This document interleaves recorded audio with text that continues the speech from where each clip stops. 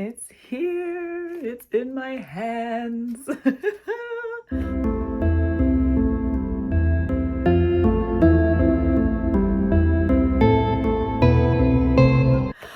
I'm so happy. I am so fucking happy. Oh my god. Look at it. Look at this. It's so beautiful. Okay, so happy release day to A Prayer for the Crown Shy by Becky Chambers, which is the second book in the Monk and a Robot series. A Song for the Wild Build was my favorite book of last year. It's one of my favorite books of all time. I adored this book with my whole heart and soul. It just got me in such a way that I can't even describe to you, or like I just related to the main character so fucking much. And this book just genuinely, it is everything to me. I loved it so fucking much. And I have been looking forward to the sequel all year, and it is finally here. So I actually got super lucky, and a couple days ago I went to a bookstore. I think it was 2 days before the release date, and I was like, it probably won't be there, but like maybe I'll get lucky and they'll have it on the floor early, and they did indeed. I didn't take any like vlog footage for it because the bookstore was kind of busy and I was kind of shy, so I just didn't do that. But it's here. I got it early and I cannot wait to get my hands on it, which brings me to the point of this video, which, hi, I didn't even do any introduction. I just went right into the book. For this vlog, I'm going to be rereading A Song for the Wild Built and reading for the first time A Prayer for the Crown Shy. I just thought it would be kind of fun to document the experience of reading one of my most anticipated books of the entire year. I almost dropped that on myself. It's fine. Because, yeah, I'm like really hyped for it. And like, I know A Song for the Wild Built got like pretty good hype, but I haven't heard a lot of people talking about the second book in the series, so I want to like give it some well-deserved hype. And yeah, I'm so excited. So anyways, synopsis. I am like everywhere right now. My brain is very much scatterbrained at the moment. It's fine. I'm excited. We're just gonna go with it. So the plot of A Song for the Wild Built. How many times am I gonna switch these books around in this video? Just go with it. It's fine. I'm gonna put this one down. So the plot of A Song for the Wild Built. Becky Chambers writes a genre of science fiction called like hope punk, I think she calls it. It's sci-fi, but the world didn't end in a like fiery ball of disaster. It just like technology progressed enough and like humans got our shit together enough that we were actually able to, you know, be successful, and space travel exists just because like we are smart enough and like we work together, and like technology advanced, and like now everything is just happy and good and the world is peaceful and there's like everything is just good basically. And in this world, it takes place on a planet where like humans built AI technology so well that they became sentient, and after a while the robots were like, hey, we don't really want to be servants anymore to humans, so like can we not do that? And they were like, yeah, of course, like no problem, even better, like here's half the planet just for you guys. Go off onto your half of the planet. We won't bother you. You can come and check in whenever you feel like it. But until you do, like, we'll just leave you guys alone to do your own thing. And they were like, cool, thanks, sweet, bye. And they all left. And it's been a couple hundred years since then, and there has been no contact between humans and robots at all. That's kind of the gist of the world here. So for this book, our main character is a traveling tea monk. So they set up shop in different towns where they just have a little tea table out and people come to them and they just sit down and have a cup of tea, and they vent for a while. They come when they're sad. They just need to talk to somebody and feel better. And the main character loves doing this job, but they also feel restless. They're bored with their life. They just don't know what to do. They feel like they're lost in the world and they don't have a purpose.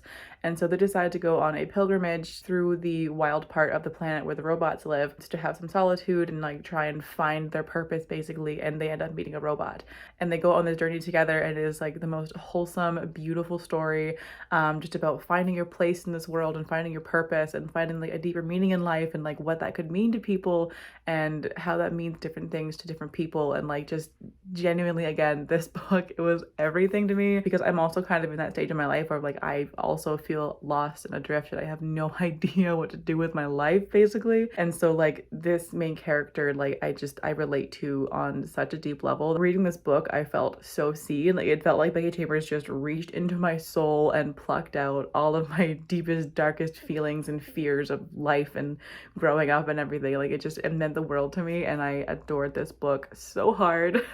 And book 2 is coming out at a perfect time because I am once again kind of back in that feeling. Is that feeling of like wanting to quit your job and pack up your entire life and just move somewhere new and become a whole different person. That's where I've been in life, and that's what this main character is doing.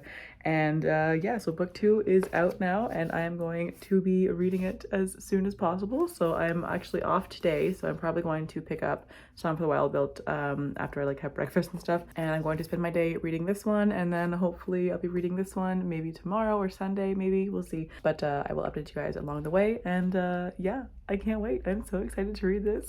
This is truly coming at the most perfect time for me, and I just, I can't wait to just dive back into this world and this character and just feel all the feels that I need to feel, you know? But anyways, I will check in once I have started Song for the Wild Built, and I will check in then. So, bye. I found a picture we took many years ago, when I said to you we would never grow old. Messages I've saved that I never send, cause I don't know you, but I used to back then. I remember that I was drunk out my mind when we kissed for the first time. In the back of your car we passed out counting stars. Promised all these years we'd pack our things and disappear. I never thought I would see you here after all this time.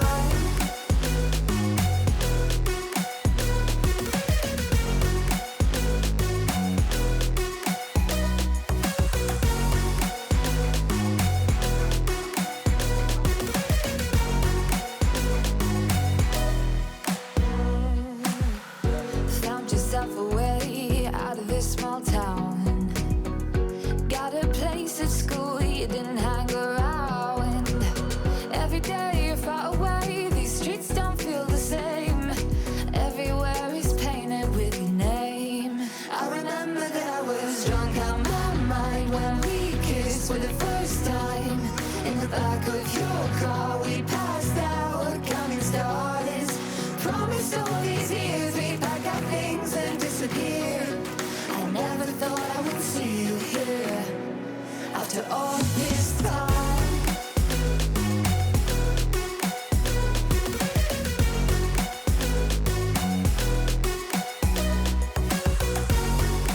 Okay, what's going on here? All right, it's fine, whatever.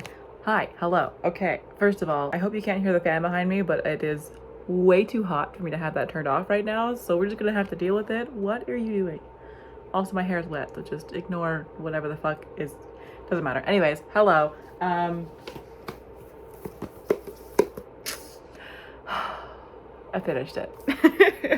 I finished Song for the Wild Built last night, and oh my god. I was a sobbing mess for the last however long of this book. I love this book. I love this book so much, and it's very hard to properly articulate what this book makes me feel, but it makes me feel so much. And this time around I actually went and annotated it, so you can kind of see on my little tabs here, all those little guys. So these are moments that made me feel something. All of these beautiful little green tabs in there were moments where I'm like, I'm gonna cry, and sometimes I did cry. This book made me sob, and I loved it so much. I was kind of worried about rereading it because I've been in a slump for so long that I was like, what if I reread this book right now, and because I'm slumping I end up hating it? You know, it wouldn't be the book's fault, it's just the old noggin being weird. So I was like, what if I end up hating it? I'll be really sad, but that did not happen. I adored this just as much as the first time, and I'm so happy that I reread this book. Oh my god, this is just what I needed right now. The messages in here about purpose and finding your life path and things and everything like that, it is just exactly what I had to hear right now. And I appreciate this book for existing on a level that I can't explain. It genuinely means the world to me, and I'm going to start crying in a minute, so I'm gonna stop talking. But you know what, fuck it, let's just embrace the emotions. I'm gonna read a part that just makes me really happy. Where is it? It's this tab. It's just this entire page, basically. I'm not gonna read the whole page, don't worry. Okay, there's this line in here that just oh, it gets me so good. It says, you keep asking why your work is not enough, and I don't know how to answer that, because it is enough to exist in the world and marvel at it. You don't need to justify that or earn it. You are allowed to just live. That is all most animals do. Oh.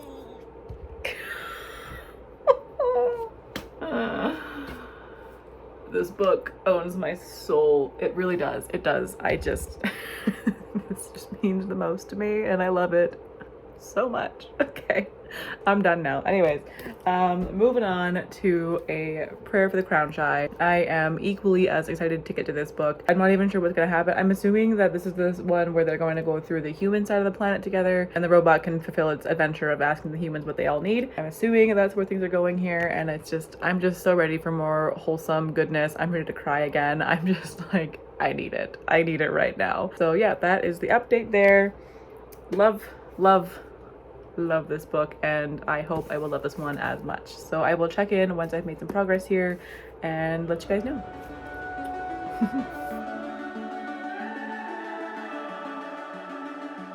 The summer's calling.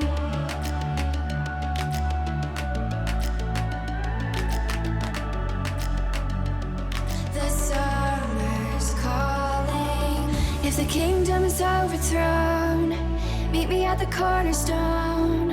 I know that I can't be without you. This bond is solid gold. We're a diamond and an emerald. It took me forever to find you. 'Cause when it's all over, she rises waving, and she rises along the Lord. She's the rest, she's been spending the rest of the days, she's been spending the rest of the days alone.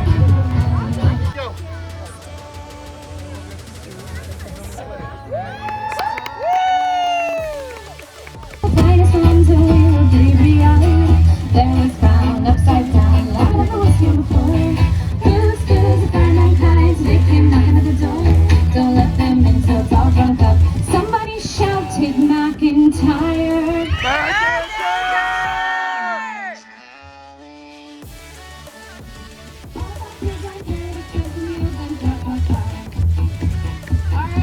All right, hello. It has been a while. It took me so long to finish A Prayer for the Crown Shy. Life has just been so busy lately. The really good kind of busy though. Like, I've just been hanging out with people all the time. I went to a pirate festival. I'll probably show some videos of it before this clip, but it was so cool. It was just a bunch of people dressed like pirates running around a field together. Like, it was awesome. It was such a good time. But I went there. I've been to the beach so many times, and just, you know, some really good things happening in my life in the last couple of weeks. So I haven't been reading very much, and I'm really not complaining about it. I'm having such a good time lately. But anyways, I did finish A Prayer for the Crown Shy a couple days ago, and wow. I gave it a full 5 stars. It was amazing. It wasn't as good as the first book was. It didn't like hit me in the feels quite as much as the first book did. The first book hit me so much because it's all about like finding your purpose and the meaning of life and all these things. And book 2 does have that as well, but it's more so about the friendship and kind of like the process of figuring it out and that kind of thing, which was still absolutely lovely, and I adored every single second of it. It just wasn't quite as good as the first book was, but still 5 stars, still incredible, and just like such a good book. One of my favorites of the year for sure. I did tab this one as well, if you can see my little tabs up in there. So there's quite a bit of tabbing. My tabs for these 2 books, I didn't have much of a system. It's basically just like moments where the books made me feel something. Sometimes I was like a case of like really beautiful writing, or like a description of nature was just really beautiful, or it's about the content and like how I related to it, that kind of thing. But there was a whole bunch of like little tiny moments throughout both of these books where like it just made my heart feel so full and my soul feel happy, and just, oh man, I love these books so much. They're amazing. Well worth the wait. Like, we had to wait an entire year for this book to come out, and like it was worth every single agonizing second of waiting for it. It was just as wholesome and lovely, and I just really enjoyed seeing how the relationship between Mosscap and Sibylline Bex grew and changed over like the couple of months that they were traveling, and just like how close they got and how much they inherently trust each other. It was just so beautiful to see unfold throughout these 2 books. Like, they went from not really liking Mosscap all that much in like the very first pages of the first book to not wanting to ever leave them and feeling like they're inseparable, and that they're both some intrinsic part of each other's lives now. And it was just so beautiful to see, and like I love this kind of found family family thing and how caring they are for each other and just wanting the best for each other and all these things. It was so cute. But yeah, that's really all that I have to say about A Prayer for the Crown Shy. It just left me feeling really peaceful and full of love, and I adored it. But yeah, so that is the vlog of rereading A Song for the Wild Built and reading A Prayer for the Crown Shy for the first time. One of my most anticipated releases of the entire year. I am so happy that these books exist. They are wonderful, and I will be reading them again and again and again for as long as I shall live. If you have not picked up these books, please go and do so. You will not regret it. They are super short. Like, look how small they are. You could get through both of these in an afternoon probably. So pick them up if you have not done so. You will not regret it. It's such a lovely series and just full of so much joy and hope and just all of the good gooey things in the world. These books just make me absolutely melt, and I hope they do the same for you as well. So in the comments, let me know if you've read these books. I would love to hear your thoughts on them, and we can just gush about how cute they are. I will endlessly talk about these books if given the chance, so feel free to engage in conversation of the beauty and joy and loveliness of this series. But in the meantime, thank you all so much for watching. I hope you're having a fantastic day wherever you are in the world, and I will catch you in the next video. Bye!